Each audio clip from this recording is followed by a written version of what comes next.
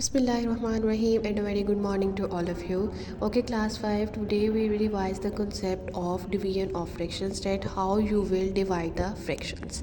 So if we look into the 5 basic steps of divisions of fraction, what they said that in the step 1 you have to keep the fraction as it is.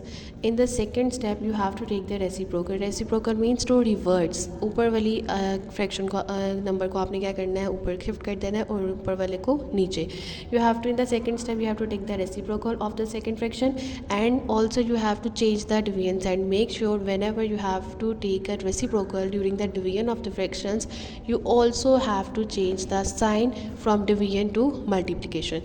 Then in the third step you have to multiply the numerators.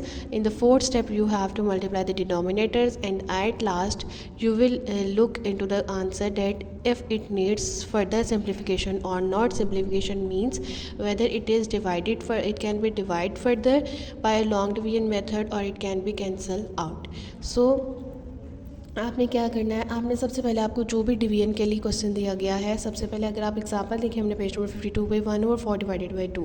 तो according to the above rules, और जो आपको rules class में बताए गए थे और समझाए गए थे, उनके अकॉर्डिंग क्या करना है कि आपका जो पहला ये वाली फ्रैक्शन होती है, फर्स्ट फ्रैक्शन, इसको तो आप एज इट इज़ लिख देते हो.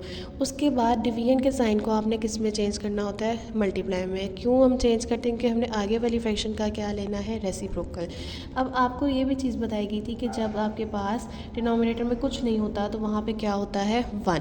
तो अब इसका अगर हम रेसिप्रोकल लेंगे तो क्या हो जाएगा, 1 ऊपर शिफ्ट हो जाएगा और 2 हमारे पास कहाँ शिफ्ट हो गया, नीचे. तो हमारे पास क्या फ्रैक्शन बन गई, 1/2. तो अब हम इस फ्रैक्शन को सिंपली जो है बहुत आराम से मल्टीप्लिकेशन ऑफ फ्रैक्शन के कॉन्सेप्ट से, जो हम लोगों ने लास्ट लेक्चर में भी रिवाइज़ किया था, उसको अब क्या कर सकते हैं, सॉल्व कर सकते हैं. अब आपने क्या करना है, अब आप न्यूमरेटर से मल्टीप्लाई करें, 1 × 1 बिकम्स 1, एंड डिनोमिनेटर से जब आपने मल्टीप्लाई किया, 4 × 2 आंसर इज़ 1/8. अब 1/8 आप देख सकते हो कि ये फर्दर सिंप्लीफाई नहीं हो सकता, तो ये आपका क्या हो जाएगा, ये आपका सिंपली एक आंसर बन गया.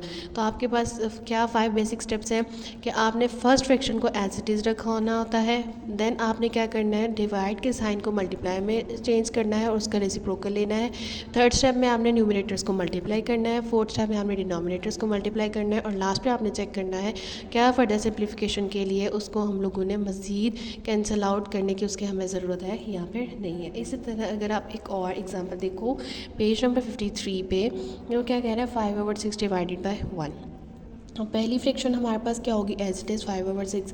देन सेकंड फ्रैक्शन में हमारे पास है ही 1 और नीचे भी हमारे पास क्या है, 1. तो इसका रिवर्स लेंगे तो फ्रैक्शन 1/1. न्यूमरेटर को न्यूमरेटर से, डिनोमिनेटर से मल्टीप्लाई किया तो हमारे पास आंसर क्या हो जाता है, 5/6. तो इस तरह से आपके पास डिवीजन ऑफ फ्रैक्शंस का जो कॉन्सेप्ट है वो आता है कि आपने डिवीजन ऑफ फ्रैक्शंस को किस तरह से सॉल्व करना है.